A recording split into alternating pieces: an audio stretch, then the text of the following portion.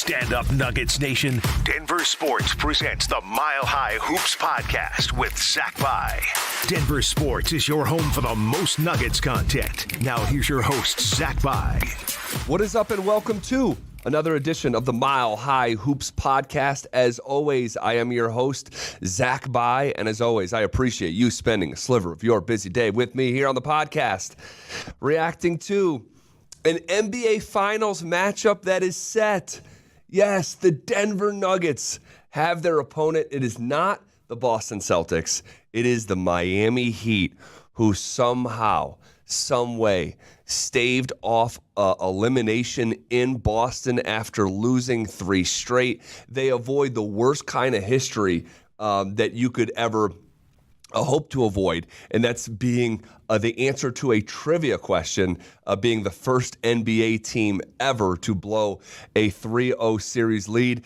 Tip your cap to Miami. I mean, the mental toughness and physical toughness of that group is something to be applauded. Erik Spoelstra, Jimmy Butler. I mean, what about the revelation of Caleb Martin, who I've been following him and his brother since they were at Nevada playing for Eric Musselman. And this guy was almost out of the league, guys. Like this dude was almost out of the league and was somehow just making an impact that that couldn't have been anticipated. And he goes for 26 points in a Game 7 performance. Just unbelievable. Just unbelievable. Let's dive into a couple things. We are not going to spend too much time here today. We are on the verge of podcasting after every single game of these finals, but it didn't feel right to, have that huge layoff that the team has. I want to come here and sort of set the table. So I just want to get out a couple thoughts, a couple fun facts, a couple stats, a couple things to keep an eye on in this series that starts on Thursday night. Guys, think about this sentence. The NBA championship goes through Denver. And that's what the Nuggets avoided with the Heat winning. Obviously, you would have been on a plane headed to Boston. These guys get to sleep in their own beds and play at home, where they have not lost yet this postseason, where they were the best home team in the NBA during the regular season as well. They validate it during the postseason. And now you're hosting Game 1 against the Miami Heat on Thursday night. I will be there. I am so excited. I am credentialed. I will be on the floor pregame. If you guys want, you can follow me on social media, of course, on Twitter at Byesline, Byesline, spinoff of a byline of an article. By's my last name. And then also on Instagram at ZBy23. And Instagram is really when I've been sharing a lot of these pregame stuff. And there's a highlight reel there you can check out from the Western Conference Finals against the Lakers. I think you'll get a big kick out of it because they give us really good access there. Okay. It's a more advantageous matchup for Denver. Let's just start there. The Miami Heat do not have the requisite size to match up properly with the Denver Nuggets. This is a team in Denver that has dominated this regular season matchup. Now, how much stock do you want to put in a regular season matchup as we head into the NBA Finals? I'll let you decide that. But the only thing I have to work with is regular season matchups. This is an Eastern Conference team and a Western Conference team. They play once in Miami. They play once in Denver. This year, the Nuggets were 2-0 against Miami. Last year, the Nuggets were 2-0 against Miami. The year before that, they were 2-0 against Miami. In fact, in the last half decade, the Denver Nuggets are 9-1 against these Miami Heat. And in fact, if you want to know the last time that Miami won a game in Denver, you have to go back to November 30th, 2016, guys. 2016. Obama had not transitioned out of the White House yet. The last time Miami won in Denver. And now, and this is why this is such a best case result, and we talked about this on the podcast, on the radio show, Stokely and Zach, is that the best possible outcome was this Eastern Conference Finals to go 7 games with somehow Miami coming out on top. I just didn't think it was reasonable. Like, the odds were so stacked against Miami once Boston came all the way back. In fact, our friends at Superbook had the largest spread of any game this series. It was like Celtics minus 7.5 points at home. And then, of course, Jason Tatum rolls his ankle on the very first play of the game, and things just age poorly for Boston. But playing Miami was definitively and unequivocally the more desirable matchup. And you're seeing that reflected in the numbers with our friends from Superbook Sports. Superbook has the Denver Nuggets as first, let me tell you, the number came out, and I tweeted it in the moment. I kept on refreshing, like, when is this number going to come out for the series? It comes out, Denver, minus 360. Minus 360. What does that mean if you're not into the world of sports gambling? And even if you're not, just being aware of the odds is a good thing, because these guys are pretty freaking good at what they do.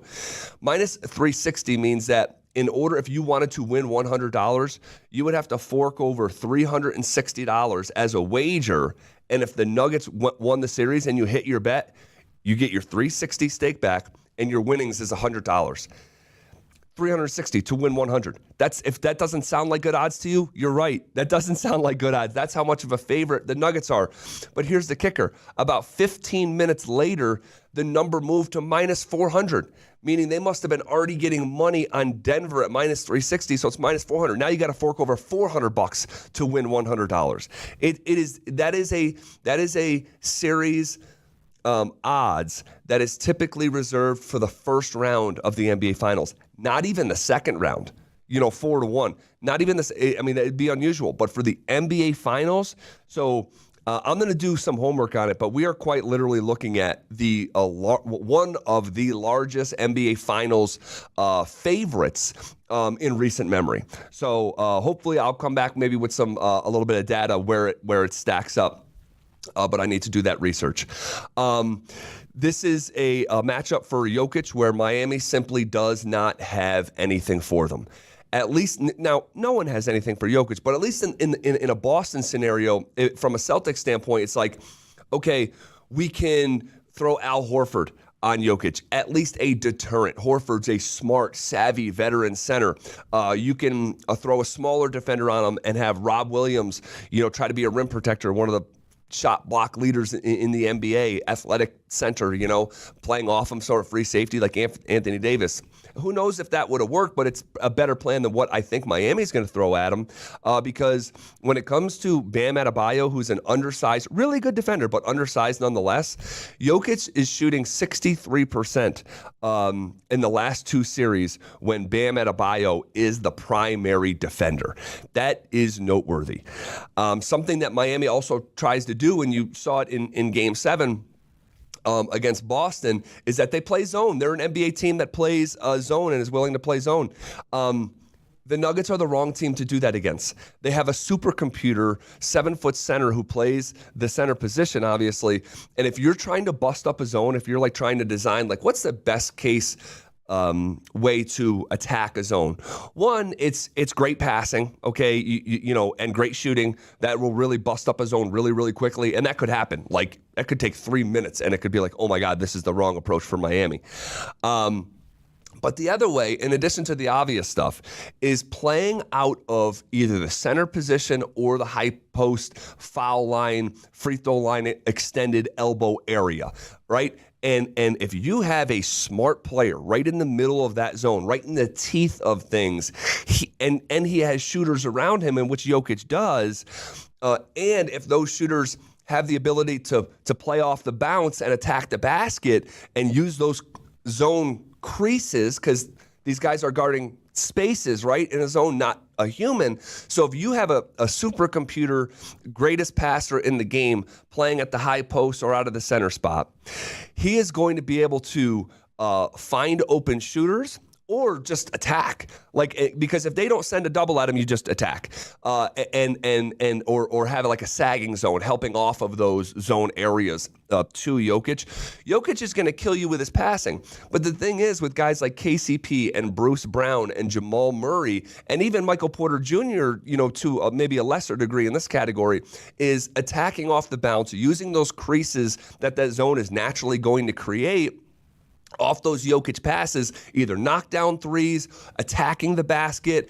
There's going to be a lot of opportunity to attack and just dump off for finishes. There's going to be opportunity where Jokic pulls a second zone defender who's trying to dig out the basketball, and you're going to be like one pass out of the high post, and these guys are going to be scrambling to rotate and recover, and then you're going to be one more pass away from like wide open corner threes. Stuff like that comes to mind when I think about the approach that Miami could have with Denver. Jokic this season versus Miami averaged a triple-double, go figure, 23 points a game, 12 rebounds a game, 10 assists per game, all while shooting nearly 70% from the floor, 69% shooting for Jokic this season against Miami. And you look at this Miami team, comparatively speaking to the firepower that Denver has, Miami in points this season was dead last, guys. In a league of 30, they averaged, they ranked 30th in a league of 30. They were 27th in rebounds. They were 25th in assists. They were 25th in offensive rating. They were 21st in net rating. So this is just like, on paper, it's really unbalanced in the favor, seriously tilting in the favor of the Denver Nuggets. And then also you look at, in the last 3 seasons, quoted, the Nuggets being 6-0 in the last 3 seasons, they've held Miami to 103 points. That's tied for the fewest amount of points that the Nuggets have held an opponent during that stretch. So, and then here's another dynamic, just the size, the sheer size. Basketball, as much as it has gone to a, positionless, and hey, you don't necessarily have to play a traditional center, see Miami, see Golden State from a year ago, size still does matter. So when you look at, Max Strus or Caleb Martin, Strus 6'5", Martin 6'5", Tyler Hero 6'5". If he's coming back, we're here in Game 3, we'll see. But Kyle Lowry, 6'1", 6 foot. Jimmy is 6'6", 6'7". Highsmith 6'7". Duncan Robinson 6'7".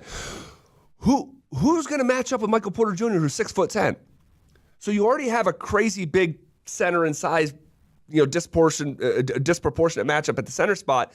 And then you're going to have Aaron Gordon, who's going to be a factor with his size and athleticism. But Michael Porter Jr., they simply do not have size to match up with Denver, which is why you're seeing these odds that we just talked about reflecting that. I mean, this is the 8th seed. The Miami Heat are the 8th seed. This is a team that was losing in the play-in game, right? And had to have the second crack at it for a chance to be the 8th seed. Now, you give them their flowers and all their props on the way, but this is the first 8th seed to make it to the finals since the Knicks in 1999. And if you remember, that was the season after Michael retired, and it was a shortened season. It was all disjointed, and it was just crazy. I mean, it was just like a one-off season, and the Spurs eventually, that was actually the start of the Spurs dynasty there with that first championship over the New York Knicks with a young Tim Duncan. So this should seriously favor Denver. You always hold out wiggle room for a Eric Spoelstra wrinkle. Spoelstra's the best coach in the NBA, top 3 for sure on anyone's list. But Spoelstra's not going to be out there grabbing rebounds and setting screens. So, I don't want to get carried away with that dynamic there. So here we go, guys. Here we go. Those are just a couple quick preliminary thoughts on the some of the dynamics of this series. See if I didn't get to anything else here in my notes. I'll leave you with this. I will be coming back because I want to talk a little bit more expansively in pure audio form. If you're watching this on YouTube or on one of our social channels at The Fan and doing the visual, if you are, hi. But we may come back, and I want to reset what this, if the Nuggets went and won the finals, what this would do for Jokic in its own dedicated conversation. But we'll save that for a different day. But I'll leave you with this. If the Nuggets win in 5, which is the most likely matchup according to our friends at Superbook Sports, okay? Nuggets in 5 is the most likely matchup. If the Nuggets do win in 5, they would have the exact record as the Avalanche from a year ago, the Colorado Avalanche who won the Stanley Cup. And the narrative around that was it wasn't just a cup run, it was a dominant cup run. And I want to be aware of that. We're not just seeing a trip to the NBA Finals for the first time. The Nuggets have been dominant along the way, and what an opportunity to finish this one and have a parade and have the first ever Nuggets parade for the first time in almost 5 decades. Okay, those are some of the preliminary thoughts off the top of my head as we get set for the NBA Finals starting on Thursday, and I will be there. I can't wait. Make sure you're following me on social. We'll be podcasting after every single game, the morning after, reacting, and I cannot wait to take a dive in to this with you guys. This is really fun and exciting. Thank you for being here. Thank you for listening. Give us 5 stars if you think we deserve it. Tell a friend about this podcast, the best way to organically grow it. And I appreciate you. Okay. And guys, as always, whatever happens in game 1 of the NBA Finals, you already know we're going to be talking about it right here on the Mile High Hoops podcast.